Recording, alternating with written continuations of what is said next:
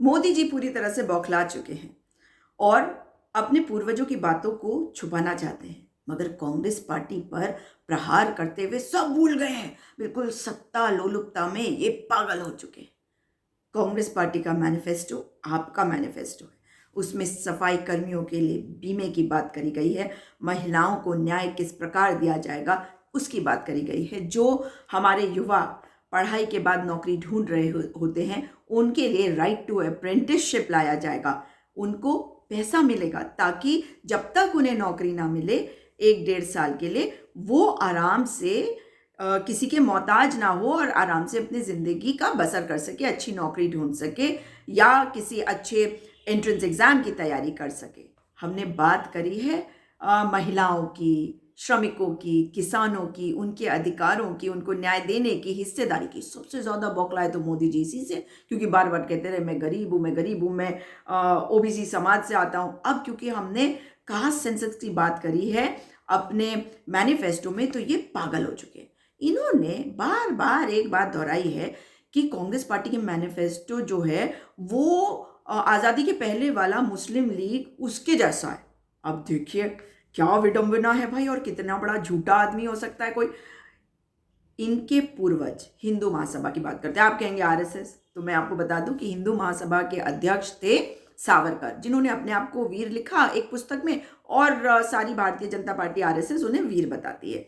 तो सावरकर इनके आइकॉन है। और दूसरे वाले आइकॉन का नाम बताती हूँ जो हिंदू महासभा के थे, डॉक्टर श्यामा प्रसाद मुखर्जी। अब आपको यहाँ बता दूं कि ये हिंदू महासभा के थे। अब इन्होंने साझा सरकार बनाई मुस्लिम लीग के साथ आजादी के पहले North West Frontier Province, Sindh और बंगाल में। बंगाल की बात करें तो दिसंबर 1941 में यह सरकार बनी साझा। इसमें नेतृत्व कौन कर रहा था? हिंदू महासभा नहीं, फजलुल हक मुस्लिम लीग के, और उनके डेप्यूटी, मतलब जैसे उप पद हो गया, तो उप मुख्यमंत्री मान लीजिए, वैसे उस वक्त प्रधानमंत्री कहते थे, उप जो थे वो बन गए हिंदू महासभा के डॉक्टर श्यामा प्रसाद मुखर्जी। मगर देखिए जरा इनकी हिम्मत, क्योंकि अंग्रेजों के साथ थे। और आपको बता दूं कि महात्मा गांधी ने आह्वान किया अंग्रेजों भारत छोड़ो क्विट इंडिया मूवमेंट का, याद है ना आपको, 1942 में।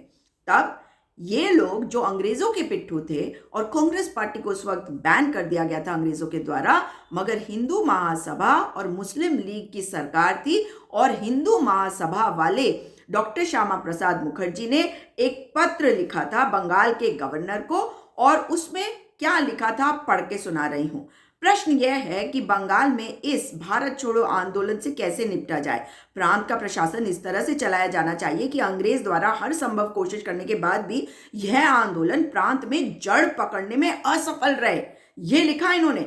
हम लोगों, विशेषकर जिम्मेदार मंत्रियों को चाहिए कि जनता को यह समझाए कि कांग्रेस ने जिस स्वतंत्रता को हासिल करने के लिए यह आंदोलन शुरू किया है वह स्वतंत्रता जनप्रतिनिधियों को पहले से ही हासिल है, अनकोट। मतलब उनको तो ऑलरेडी वो उप मुख्यमंत्री बन चुके थे, तो इसलिए कह रहे हैं कि जो अंग्रेजों को छोड़ने के लिए कह रहे हैं भारत को कांग्रेस पार्टी, उस वो तो आजादी की जरूरत ही नहीं है। मतलब आप और मैं आज आजाद देश में नहीं होते, आज हमारे अपने प्रधानमंत्री नहीं होते, मोदी जी भी प्रधानमंत्री नहीं होते अगर हमने आजादी की लड़ाई नहीं लड़ी होती, और ये डॉक्टर श्यामा प्रसाद मुखर्जी की बात कहीं सच हो जाती और अंग्रेज कुचल देते भारत छोड़ो आंदोलन को, पर कर नहीं पाते। आगे क्या लिखा है, कुछ मामलों में आपात स्थिति में यह स्वतंत्रता कुछ सीमित हो सकती है।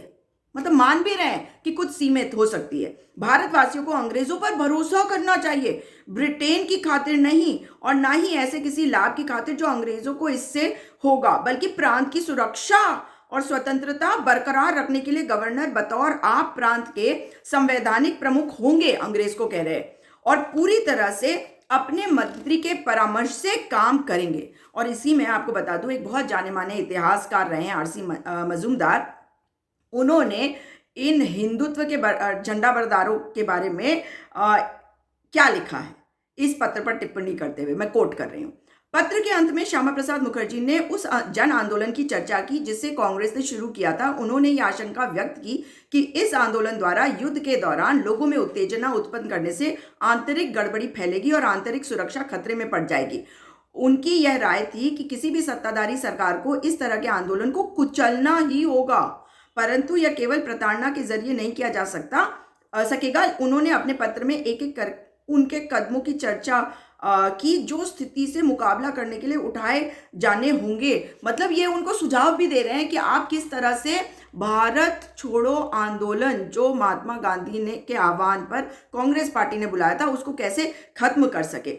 अब देखिए, हिंदू महासभा ने अपने कार्यकर्ताओं को अंग्रेजों के साथ सहयोग करने का जो निर्देश दिया था, जब एक तरफ भारत छोड़ो आंदोलन का कॉल था, उसके बारे में बताती हूँ आपको। डॉक्टर मुखर्जी ने, ये जो हिंदुत्ववादी है, हिंदू नहीं है, ये सनातनी नहीं है, ये जो मतलब ये जो डॉक्टर श्यामा प्रसाद मुखर्जी है, इन्होंने 26 जुलाई 1942 को अपने पत्र में अंग्रेज आक्रांताओं को मतलब किस तरह से आश्वस्त किया कि वे उनके साथ है। क्या लिखा, कोट, अब मैं उस स्थिति की चर्चा करूंगा जो कांग्रेस द्वारा शुरू किए गए व्यापक आंदोलन के कारण प्रांत में बन सकती है। ऐसा कोई भी व्यक्ति जो युद्ध के दौरान जन भावनाएं भड़काए, वो जिसके कारण आंतरिक गड़बड़ियां और असुरक्षा की भाव उत्पन्न हो, उसका विरोध करना हर उस सरकार का कर्तव्य है जो तत्समय कार्यरत हो। मतलब वो कह रहे थे कि अंग्रेज जो देश में बैठे हुए थे, देश का कब्जा करके, उनके खिलाफ जो कांग्रेस पार्टी आंदोलन कर रही थी वो कुचला भी जाना चाहिए, और उसको उन्होंने कहा कि उसका विरोध करना हर उस सरकार का कर्तव्य है जो तत्समय कार्यरत हो। मतलब अंग्रेजों की सरकार उसकी खिलाफत करे, और हिंदू महासभा, इन्हीं के पूर्वज, और मुस्लिम लीग की साझा सरकार इसका विरोध करे। क्विट इंडिया मूवमेंट का सोचिए, अगर महात्मा गांधी ना होते तो आज आप और मैं एक आज़ाद देश में ना होते।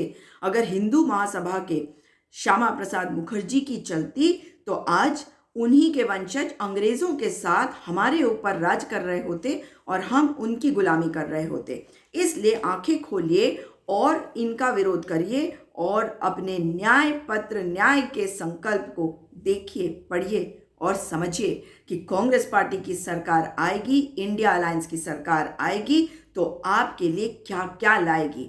5 न्याय, हाथ बदलेगा हालात, और जिन न्यायों की बात है उसमें जो न्याय है वो आपके लिए है, चाहे वो युवा न्याय हो, नारी न्याय हो, किसान न्याय हो, श्रमिक न्याय हो, या हो हिस्सेदारी।